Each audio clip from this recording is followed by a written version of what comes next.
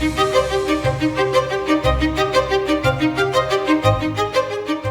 бүгін красный Феррари.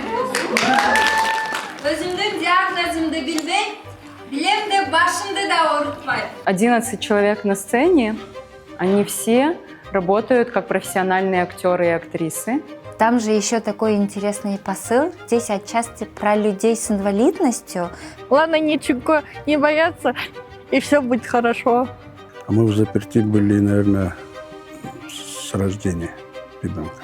Не называйте нас глухонемыми. У нас есть голос, мы можем говорить. Ну, чтобы все увидели, что существуют люди с инвалидностью. Все как-то не видят, есть такие люди или нет. И этот спектакль, думаю, чтобы все увидели. Жестовый язык прекрасный. Да, мы не слышим ушами, но мы слышим сердцем. Именно в этом проекте некоторые девочки прям раскрылись. Говорят, я же мечтала играть на сцене, вот вы помогли, да, вообще? Это очень страшно, если ты и не видишь, и не слышишь. Мы попробовали почувствовать себя на месте друг друга. Чтобы каждый театр был инклюзивным, каждый музей стал инклюзивным, каждая библиотека, каждый город. И на широкую аудиторию было бы здорово. Это, я думаю, это не разовый, а долгосрочный проект.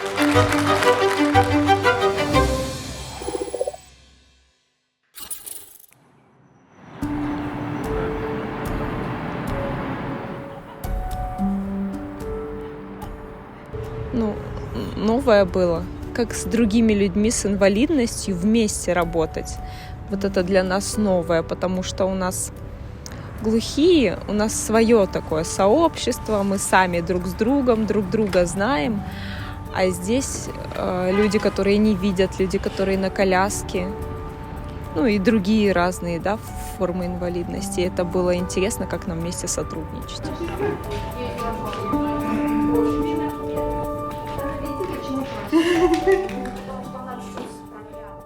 Периодически ПРОН приглашает на разные проекты, вот, и согласилась на этот проект. Когда я узнала, что это будет инклюзивный спектакль, я такая, интересно. А я люблю и экспериментировать, и быть участником чего-то нового. Насколько я знаю, такой опыт у нас в Кыргызстане одним из первых, если не первый, инклюзивный спектакль. Это не спектакль, а какой-то цирк уродов. И я согласилась на этот проект. Мне написали в электронную почту. Здравствуйте, Нишана. ПРОН инициирует инклюзивный спектакль. Хотели бы поучаствовать. Мне вкратце рассказали, о чем этот будет спектакль. Я такая подумала, это будет, наверное, нелегко, но из этого можно что-то интересное и для себя. И там же еще такой интересный посыл. Здесь отчасти про людей с инвалидностью, что у них, может быть, и есть инвалидность, но есть такие же со всеми равные права, им необходим равный доступ, они могут быть разносторонними. Кстати, мой основной посыл – то, что даже если у человека есть инвалидность, он может быть разносторонним. Закончился. Папа не заготовил. Молодец. Пап, никто, брошки. Мне очень понравилось, что я со всеми познакомилась так близко. Главное ничего не бояться, и все будет хорошо. Попросили поменяться с папой, чтобы он поменялся со мной, потому что я к столу уже должна там эти делать, эти как сердечки делать, на них навешивать, как типа подарки, дарить счастье им. Люди с инвалидностью становятся взрослыми, они, как правило, как бы заключены в своих домах, да, у них очень мало проектов, где они могут поучаствовать.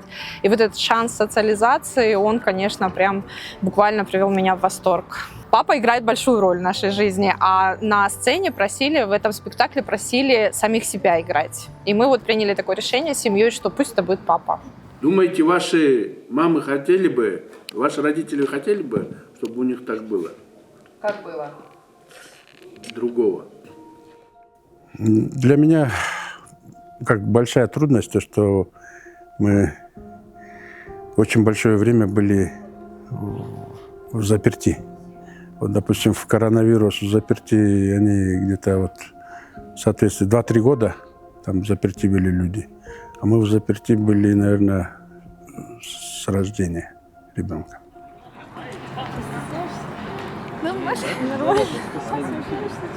Но мы очень долго шли к тому, чтобы больше проводить время с семьей. То есть мы как бы долгий путь прошли для этого. Ну, не буду сейчас его рассказывать, но у нас была эта идея, чтобы мы максимально время могли проводить вместе. Сложные роды, то, что благодаря акушеру, который не захотел вытаскивать ребенка, ребенок в тазобедренном суставе 10 часов пролежал. После 10 часов только кисерили и вытаскивали. Их даже супругу уже в полиэтилен завернули, руки связали, ноги связали, ждали, пока умрет. Как бы с этим пришлось жить. Мы собрались, чтобы подарить нашим 7 девочкам сертификаты для того, чтобы их порадовать. Сертификат вручается. Джанел Калыбаевой. Спасибо. Поздравляю. Ребенка мы не запирали. Допустим, работал охранником тоже, как говорится, подружка супруги. Она там торговала книгами. И в этой полочке она лежала. Пока я по этажам там лежу, что час там, час тут. И приходил, покормил, памперс поменял, обратно. Во всем этом она везде с нами на наших работах. То есть куда бы мы ни шли, мы берем с собой Алию, и у нее такой уже какой-то опыт накопился. Сейчас она тоже помогает как ассистент, да, в моей работе, в нашей работе. И вот это, скажем, желание находиться среди людей мы ей прививали, она себя комфортно достаточно чувствует. И, конечно, она очень рада каждому такому проекту, где она может побыть среди людей. Надо вставать и делать. Мы, допустим, было время, то, что за Алию повторяли, допустим, 4 упражнения по 18 часов. Чтобы у нее что-то там в мозгу щелкнуло. Пожалуйста, щелкнуло, ходит, бегает, разговаривает, рот не закрывается. Еще меня по спиняке бьет. Нет, про это я не буду говорить. И про то, как ходила, прятав руки под рукавами, тоже не буду говорить. Хочу рассказать. Познакомились с девочками, такие разные, там столько самоиронии, столько черного юмора, и все к этому смеются, там такие талантливые девочки. Например, буквально вчера был момент, там что-то такой, режиссеры все равно в меру своей профессии строгие же. И одна девочка незрячая говорит: хорошо, что я этого не вижу. Мы еще ничего не приготовили, а нам уже предлагают гастроли!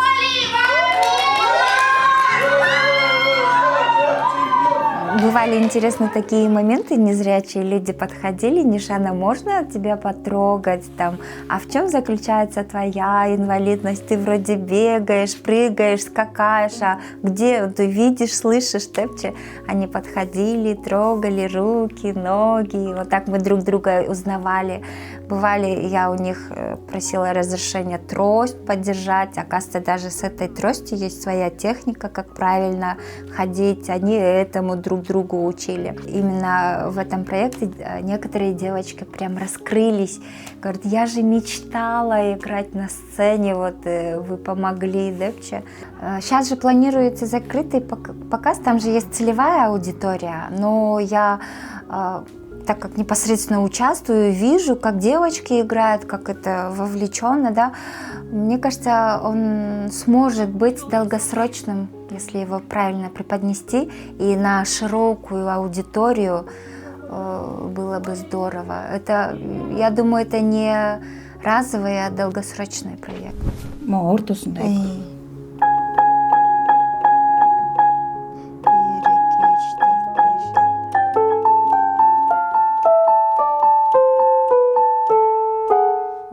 Я очень разносторонний человек. Там могу попробовать, тут могу попробовать, там, если что-то новое предложат, я и туда пойду попробую, да, то есть вот этого страха я могу там поплакать, поныть, но не сдаваться ни в коем случае.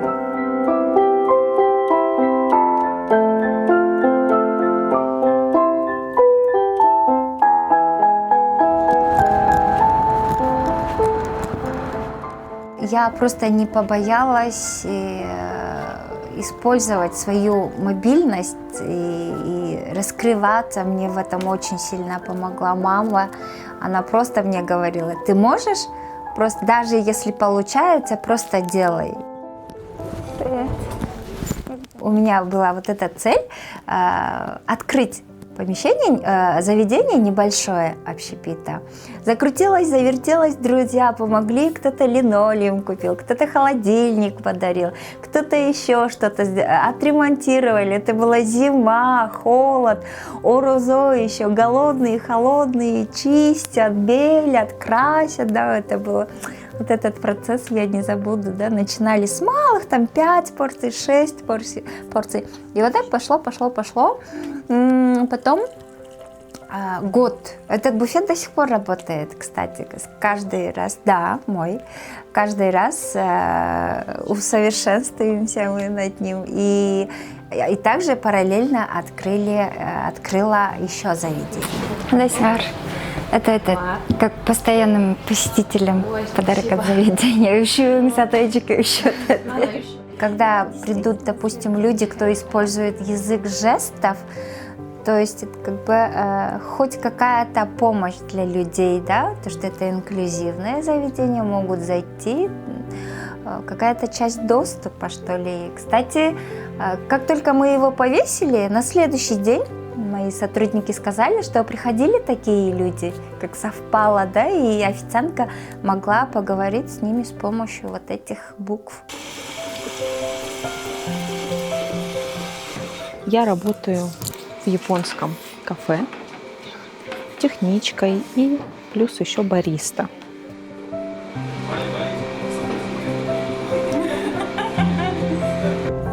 Я работаю там уже 10 лет. Поэтому, да, мы там на жестах, и они выучили, да? Они бывают, что спрашивают, а как будет вот этот жест, как будет этот жест? И я жесты им показываю, и они учат.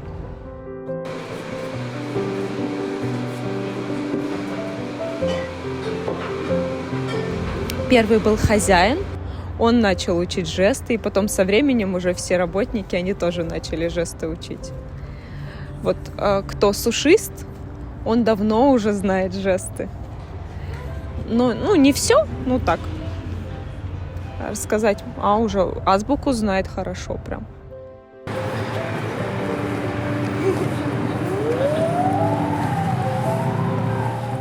Проблема даже в коммуникациях у них в семье. Они не могут поговорить лично с родителями. Не могут поговорить кто-то со своими детьми открыто. Да? Также проблемы идут в том, что они не могут поговорить ни с врачом, ни с милицией, ни с юристом, ни кем, да? То есть без посредников. Особенно у нас был такой вопрос, когда девочки хотели бы поговорить с психологом, например, да? Обратиться, но хочется свои проблемы рассказать лично психологу, а они этого сделать не могут, потому что можно только через переводчика. Без переводчиков, может быть, все равно стеснение идет, да. И то есть таких проблем очень много. Конечно, им хочется, чтобы было больше людей. И даже когда кто-то просто проявляет участие и там «привет, как дела», еще что-то, это вызывает у них очень много эмоций. Почему же родителям так важно, чтобы их дети не отличались от других? Почему им так важно это? Чтобы... Все очень приятные, милые девочки, хорошие. Сначала было не понимали друг друга, но они стараются объяснить, пытаются на жестах что-то говорить, пантомимой иногда. Ты стой, ты голову опусти. Друг друга помогаем, да, пытаемся. Лучше держать во внимании ее. А как я буду так оборот? Да, чуть-чуть подворовывать. Как будет подворовывать? Воровать. Чуть-чуть воровать. Чуть-чуть. Так в театре говорят. Да, я же рассказала, что все плакали. Все плакали, и это было очень грустно сначала, все эти истории, ну да, проживать еще каждый день. Ну, чтобы все увидели, что существуют люди с инвалидностью. Да, что они существуют, потому что все как-то не видят, есть такие люди или нет.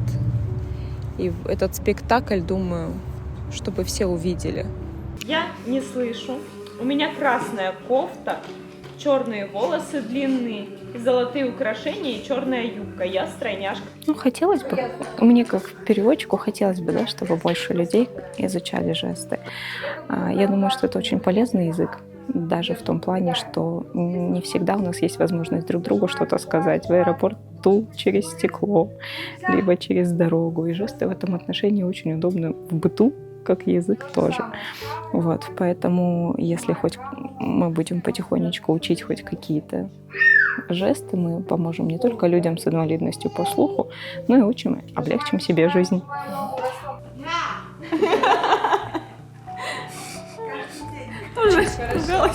Когда мы были на сцене и закрыли глаза и уши и поняли, как это страшно, когда ты и не видишь. И те, кто не видел, у них был такой вопрос. Они говорят, да, это очень страшно, если ты и не видишь, и не слышишь. Мы попробовали почувствовать себя на месте друг друга. Причем тут 72 миллиона? А 300 ашуын жаңсоо тили. А силер бири-бириңер кантип сүйлөшөсүңөр? Третья группа нормальные. Понимают все. Как будто мы друг друга давно знаем. Они не знают жестового языка. Но запросто общаются. С такими легко. Эта история не про инвалидность, не про людей с инвалидностью. Это история про людей с их миром, с их радостями, с их горестями. Это история людей, которые живут с нами рядом, в соседнем доме. Для меня было очень важно показать людей такими, какие они есть, без приукрашательств, без ненужного антуража, который очень часто любят выстраивать вокруг людей с инвалидностью. Шучай на голь еще выучить Шиллера. Хоккей? Да? Хоккей?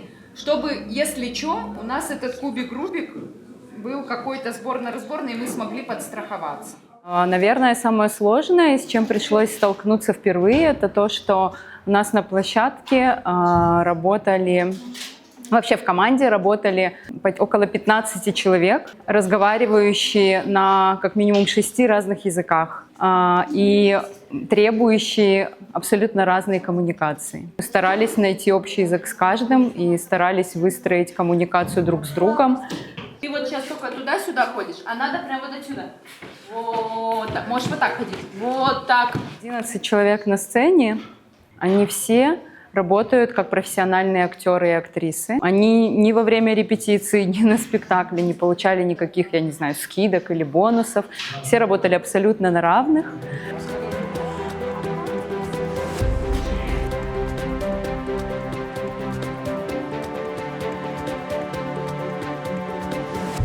Спасибо, молодцы! Молодцы! Были во второй части. В следующий раз, пожалуйста, с самого начала. Будьте молодцы.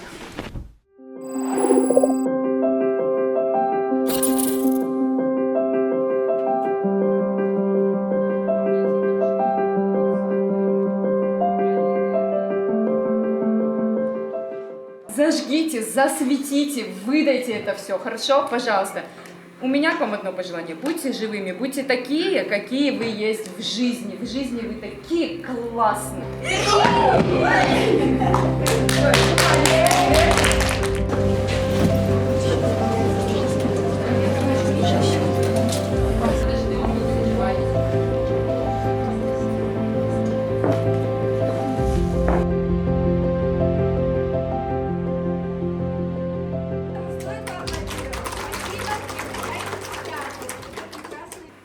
Я вспоминаю про свою маму.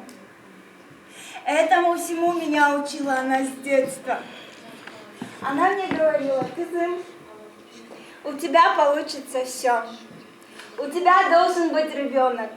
Моему сыну сейчас 12 лет, он сидит родила.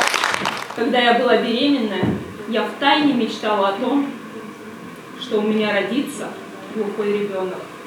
И тогда мы могли бы общаться с ним на жестовом языке. Но я заговорила. И мама выполнила свое обещание. Купила мне эту куклу. Что счастье вдруг осталось в стороне, а прошлое в огне потерь сгорит. Нам предлагали, как и всем другим. Но как не страшно было нам тогда, готовы были простить у любви лилии. Свекровь в моем присутствии так и говорит ему: «Зачем тебе инвалид?» Я однажды сказала ей: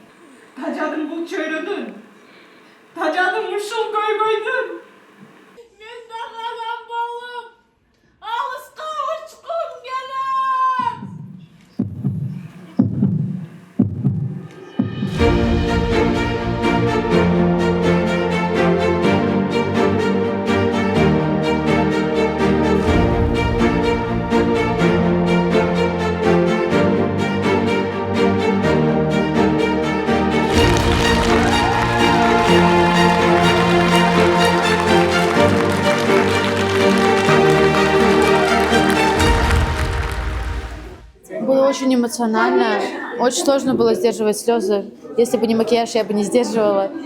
Было просто потрясающе, атмосферно. Учили жестом, я думаю, да. Потом вот так и вот так. История с тростью, потому что часто в городе, когда гуляешь, очень видишь таких людей. И иногда краем глаза замечаешь, что человеку сложно в городе адаптироваться. Потому что сам думаешь, что бы я делал на таком месте. Мне одновременно хочется выразить и свое восхищение, и свое какое-то желание добра и поддержки. Надо довести до каждого нашего гражданина, до каждого дома, до каждой семьи. Потому что в семьях у нас некоторые, как вы сегодня показывали, да, непонимание со стороны родителей. Вот до таких людей мы должны достучаться. А это надо что? Надо на широкую массу выйти вот с этим спектаклем. Радость и то, что это случилось, то, что это прошло хорошо, то, что мы смогли рассказать и донести свою собственную историю на такую аудиторию теплую. И такое, наверное, спокойствие сейчас уже в душе. Как предположение было, что спектакль будет сложен, но спектакль прошел на ура, потому что кто свои эмоции, чувства не показывали, на спектакле они показали. Нормально, но немножко. Эльвира расплакалась, разрыдалась, когда песня началась, она вообще расплакалась. И был такой, как вышли, как будто классно получилось, и людей много пришло. Это вообще было классно. И спасибо вам, что вы тоже пришли. Волновалась очень. Думала, как мы все выступим. Очень переживала. Сейчас уже очень рада, что все получилось. Я наслаждалась игрой, сценой. В целом, думаю, было здорово. Она особенный человек, но в душе она как мы все. Я очень ею горжусь. Мне очень понравился этот спектакль. Я многое теперь узнал про нее. Я думала, я все про нее знаю, но еще больше начал знать. Много впечатлений появилось. Я понял, что есть люди тоже особенные, как и моя мама. Я был рад, что позвали ее на такое мероприятие, чтобы она показала свои чувства и рассказала о себе. И я понял, что она одна из тех, кто ей не страшно рассказать о себе, о своем репертуаре, когда она говорила, что ее называли уродами или другое. Я с пониманием относился к этому и другое. Впечатлений много. На самом спектакле это, конечно, волнение сильное, как бы не забыть слово, как бы вовремя реплику сказать. А после спектакля, я же говорю, как будто с плеч такой груз упал, как хорошо, мы все сделали, все получилось. Ну а сейчас это уже спокойно, это уже эмоции, это уже, возможно, мысли о будущем, какие-то мечты. А вдруг получится еще раз принять участие в чем-то? Коллеги приготовили для меня несколько слов, чтобы сказать вам сегодня, но я их оставила, потому что я хочу сказать от себя. Я почувствовала, что сегодня мы все оказались на этой сцене. И почему? Потому что вы пригласили нас в свою жизнь, в свои истории. Сегодня вместе с вами я прожила ваш опыт.